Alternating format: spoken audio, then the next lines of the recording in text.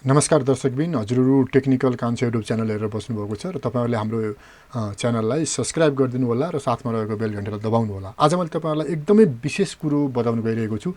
जतिले मोबाइलमा अथवा कम्प्युटरमा गुगल क्रोम चलाउनु भएको छ उहाँहरूले हैन, गुगल क्रोम चलाइसकेपछि उहाँहरूले गुगल क्रोममा एउटा एक्सटेन्सन भन्ने ठाउँ हुन्छ।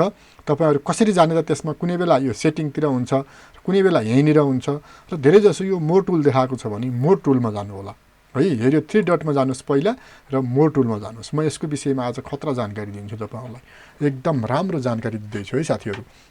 त्यसपछि हामी अगाडि बढिन्छ। अब तपाईँहरूले एक्सटेन्सनमा क्लिक गर्नुहोस्। यसको अर्थ के हो, यसले कसरी काम गर्छ, यसको विषयमा मैले जानकारी दिन्छु तपाईँहरूलाई। यसको विषयमा केही नलेजहरू थाहा भयो भने हजुरहरूले सजिलैसँग धेरै कामहरू गर्न सक्नुहुन्छ। थुप्रै कामहरू यस्ता हुन्छन् जो थर्ड पार्टी प्रोग्राम भनिन्छ, त्यो चाहिँ हामीले यसमा रन गर्न सकिन्छ। जस्तो प्रकारले हजुरले ट्युब बडी देख्नुभएको छ, ट्युब बडी अहिले मैले गुगल क्रोममा मैले इन्स्टल गरिदिएको छु। अनि त्यसपछि मैले यो अफिसहरू, ग्रामरहरू पनि, अनि कास्पर स्काईको पनि सफ्टवेयरहरू, अनि डकुमेन्ट, सिट, स्लाइड यस्ता चिजहरूलाई मैले इनेबल गरेर मैले योबाट धेरैभन्दा धेरै फाइदा लिन्छु। कुनै चाहिँ हामीले यसमा किन्न पर्ने हुन्छ, कुनै हामीले यसमा चाहिँ अब यसमा तपाईँले अब फेसबुक हान्नुभयो होइन, अथवा तपाईँहरूले कुनै पनि चिजहरू यसमा सर्च गर्नुभयो भने यसमा हामीले सर्च पनि गर्न मिल्छ। यता हामी यहाँ चाहिँ अब एक्सटेन्सन, किबोर्ड सर्टकट यस्तो यस्तो कुराहरू हुन्छ, यताबाट हामीले सर्चहरू चाहिँ पनि गर्न मिल्छ त्यसमा। र त्यसपछि अब हामी मेन चाहिँ यसमा बुझ्नु पऱ्यो के भने, हामीले यसमा यो चिजहरू राखिसकेपछि, हालिसकेपछि यसमा के गर्नु पऱ्यो त भन्दाखेरि हामीले जस्तो अब हामीले अहिले ट्युब बडी हालेछौँ, अरू थुप्रै एप्लिकेसनहरू यसमा हामीले इन्स्टल गर्न सकिन्छ। तपाईँले के बुझ्नु पऱ्यो भने जस्तो प्रकारले कुनै एप हामीले डाउनलोड गरिन्छ, कुनै सफ्टवेयर हामीले डाउनलोड गरिन्छ, त्यो गरिसकेपछि त्यसले के गर्छ त भन्दा कम्प्युटरमा काम गर्छ, आफ्नो एउटा सिस्टममा रहेर काम गर्छ। त्यस्तै प्रकारले यो एक्सटेन्सनमा जुन हामीले चाहिँ कुनै पनि एप्लिकेसन अथवा यस्तो चाहिँ हामीले डाउनलोड गरेर यसलाई चाहिँ हामीले यसमा रन गरिदियौँ भने यसले भित्री रूपमा त्यसलाई काम गरिराख्छ। जस्तो प्रकारले तपाईँहरूले के बुझ्नु पऱ्यो भने यो चाहिँ कसरी हाल्ने, के हाल्ने भन्ने पनि तपाईँहरूको कुरा हुनसक्छ। जस्तो तपाईँहरूलाई अब यो ट्युब बडी हाल्नु छ भने यहाँ ट्युब होइन, ट्युब बडी भनेर मात्रै हान्नुभयो भने यो अटोमेटिक गुगलले सर्च गरेर त्यसको साइडमा पुऱ्याइदिइहाल्छ है। ट्युब बडी मात्रै हान्नुभयो भने पनि तपाईँलाई चाहिँ त्यहाँ गुगलले सर्च गर्छ र त्यसमा पुऱ्याइदिन्छ। यहाँ सर्च गर्दैछ, तपाईँहरू नआत्तिनु होला। यसरी कुनै पनि एक्सटेन्सनहरू हामीले यो गुगल क्रोममा यसरी राख्न सक्छौँ र यसमा टिकटकहरू भयो, अनि कास्पर स्काईका अरू थुप्रै चाहिँ होइन, यसरी हामीले गर्न सक्छौँ। र यतैबाट पनि हामी त्यहाँ पुग्न सक्छौँ, अथवा तपाईँलाई यसरी पुग्न भनेको यसरी जाने अनि मोर टुल्स जाने, त्यसपछि हामीले एक्सटेन्सनमा जान्छौँ र यसरी हामीले विभिन्न सफ्टवेयरहरू हाल्न सक्छौँ। अब यसमा नि त्यहाँ गइसकेपछि तपाईँले कुनै एउटा चाहिँ आफ्नो जुन त्यसको जेन्युन एउटा साइड हो त्यसमा तपाईँहरूले क्लिक गर्नुपर्ने हुन्छ मेरो प्यारो मित्रहरू है। त्यसमा क्लिक गरिसकेपछि तपाईँहरूले यसलाई अब रन गर्ने हो भने रन इन्स्टल भनेर आएको हुन्छ, त्यसलाई इन्स्टल गरिदिएपछि त्यो आएर तपाईँहरूको एक्सटेन्सनमा आएर बसेको हुन्छ, यहाँ आएर बसेको हुन्छ। र यसलाई हामीले रन गरिसकेपछि के फाइदा हुन्छ हेर्नुहोस् है।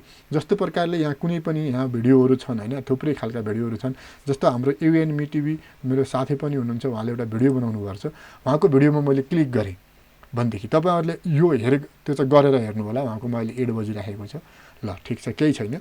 त्यसपछि उहाँकोमा मैले यो गरेर हेरेँ र तपाईँहरूले यो ट्युब बडी नहालिकन यो यो यो यहाँ देखाइरहेको छ, हजुर देख्न सक्नुहुन्छ, यो नहालिकन गर्नुहोस्। यहाँ चाहिँ यी भिडियोहरू यहाँ देखाउँछ, माथि देखाउँछ, यी कुराहरू त्यहाँ देखाउँदैन।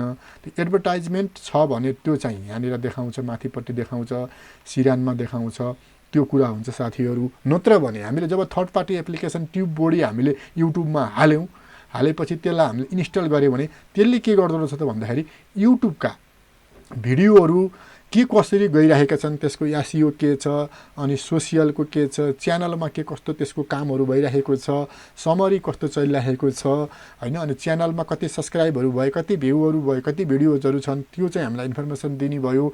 त्यसपछि हामीलाई चाहिँ नि यो कुराहरू कहाँ यसको के भइरहेको छ त्यो दिने भयो। त्यसपछि उहाँहरूले राख्नुभएको ट्याग के छ त, हाम्रो सरहरूले साथीहरूले ट्याग के राखेको छ, यो कुराहरूको इन्फर्मेसन हामीले यति सजिलैसँग यसरी पाइन्छ।